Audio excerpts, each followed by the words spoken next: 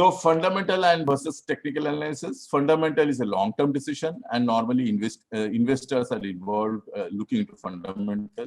So they check for overvalued and undervalued, and they are actually involved in creation of assets. Now, asset block is one of the most important block in the balance sheet. Now, I'll explain you as we go ahead what is the balance sheet, what is the income statement. Let's not put stress at this point of time. Just remember these wordings that fundamental is ultimately creation of assets, and that is what you should keep in mind, that my goal as a fundamental analyst is that I need to move from an income, and I need to move the income to creation of assets.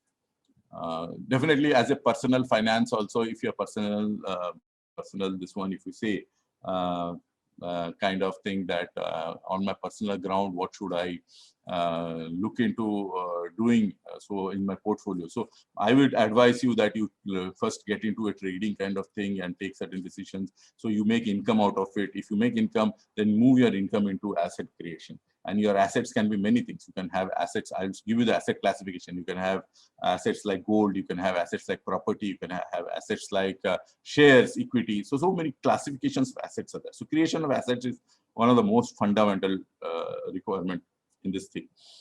So you need to create a portfolio and use performing stocks from technical analysis. Why I'm saying performing, I'm underlying performing.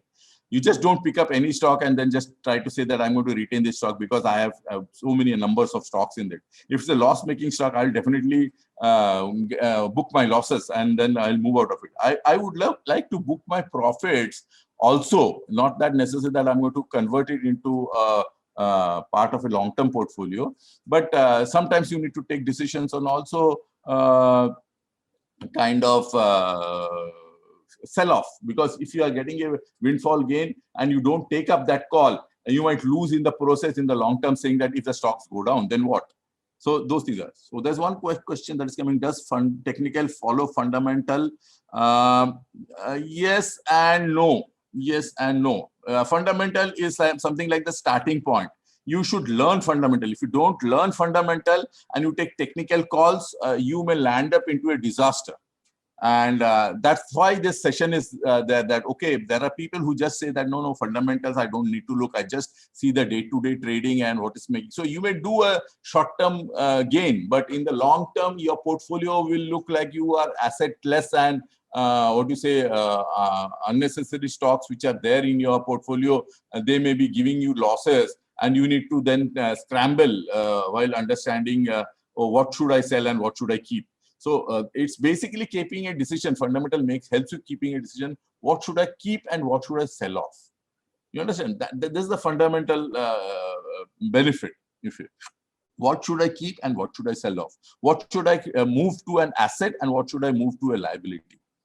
Many of the technical analyzed stocks may be giving high return, but they may be a liability in the next day. Very next day, it may give you a huge loss. Then what?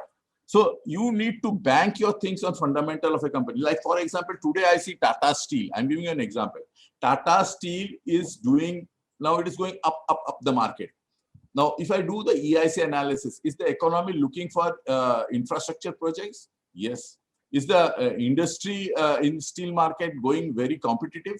Yes, there is a competition. So we have to analyze these things and then take a decision. Okay, should I stay put or should I sell off with that stock? So fundamental allows you to get into that decision. More you have buy for a stock makes it move into the asset block. So you have to move it. You have to move those shares into your asset. You should not even think about touching those assets for at least the next 10 years. That's how you should build your portfolio. So this is a long-term game. And those kind of stocks which you think that they are long-term, like for example, today I'll say definitely Reliance would be one of the asset kind of a stock. Tata Steel, asset kind of a. Tata Motors also, which went downfall. Now, if you see, it is jumping back because of the EVs. Okay, so kind of you have to analyze the market. If you don't analyze the market in terms of fundamentals, you might end up in taking some stocks like Reliance Communication, and you are in a disaster. Reliance Communication did not have any assets in their books, and they were using people's money to it. And today, if you see the stock value, It's gone down, and people have bought that in very high price. So the decision went wrong because they did not look into the fundamentals. Satyam Computers, a long story. Their fundamentals were fudged. So that's the problem. Where people are either hidden of that fact or they don't see the fact. So fundamental analysis tells you to see the facts. Okay. So current market